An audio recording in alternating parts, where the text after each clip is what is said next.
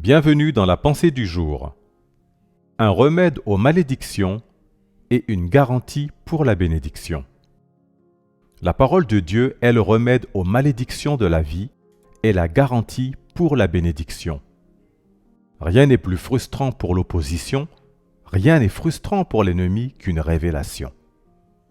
Bien-aimé, être en possession de la parole de Dieu, c'est être en possession de la bénédiction de Dieu. La parole de Dieu regorge de ressources précieuses. Mépriser ou manquer d'avoir la parole, c'est mépriser la bénédiction de Dieu et c'est être vulnérable aux malédictions de la vie. L'Évangile selon Matthieu chapitre 16 au verset 17 nous dit « Jésus, reprenant la parole, lui dit « Tu es heureux, Simon, fils de Jonas, car ce ne sont pas la chair et le sang qui t'ont révélé cela, mais c'est mon Père qui est dans les cieux. » Pierre a reçu une révélation précise de Jésus-Christ, qui est aussi la parole faite chair. Et par cette révélation, une bénédiction a été prononcée sur lui. Ainsi, la révélation de la parole déclenche la libération de la bénédiction. Bien-aimés, tout ce que nous attendons de notre Père céleste se trouve dans sa parole. La Bible dit que si tu obéis à la voix de l'Éternel en mettant en pratique ses commandements, toutes les bénédictions se répandront sur toi et seront ton partage, d'après le livre de Deutéronome au chapitre 28, versets 1 à 2. Donc, si vous ouvrez la Bible, la lisez et faites ce qu'elle dit, vous trouverez toutes les bénédictions de Dieu que vous désirez dans votre vie.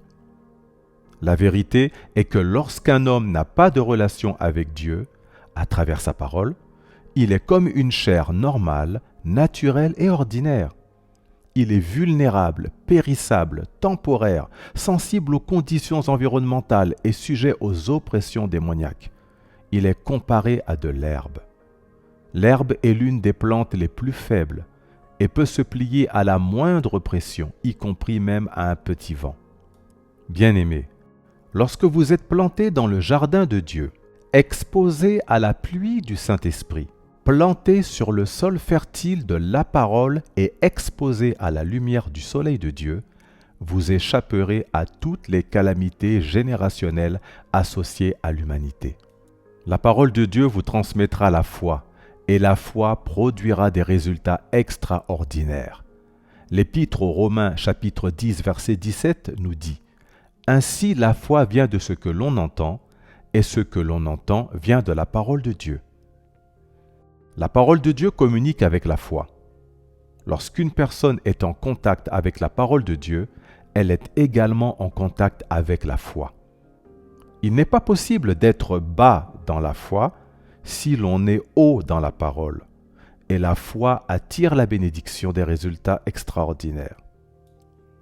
L'Épître aux Galates chapitre 3 verset 9 nous dit « De sorte que ceux qui croient sont bénis avec Abraham le croyant. » La parole de Dieu transmet donc la foi, et la foi attire la bénédiction de Dieu.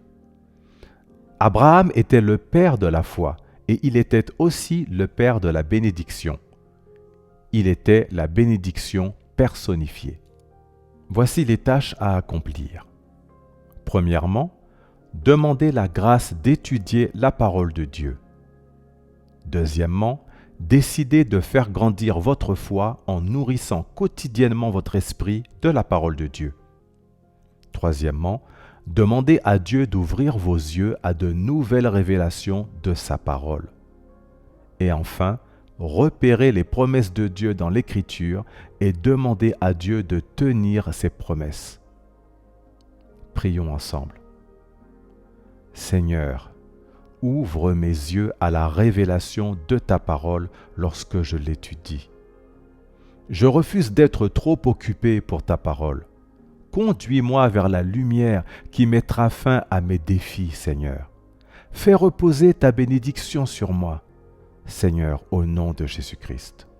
La lumière qui vous reliera à la bénédiction dont vous avez besoin en cette saison vient sur vous au nom de Jésus-Christ. Tant que vous n'êtes pas né de nouveau, la présence permanente de Dieu ne sera jamais avec vous. Vous devez naître de nouveau pour jouir d'une victoire continue. veuillez s'il vous plaît répéter cette prière après moi. Seigneur Jésus, viens dans ma vie. Je t'accepte comme mon Seigneur et mon Sauveur personnel. Je crois dans mon cœur que tu es mort et que tu es ressuscité des morts pour me sauver. Merci Seigneur de m'avoir sauvé. Au nom de Jésus-Christ. Amen. Et voici la citation d'aujourd'hui. Là où tu es maintenant, c'est là où ta lumière t'a permis d'être.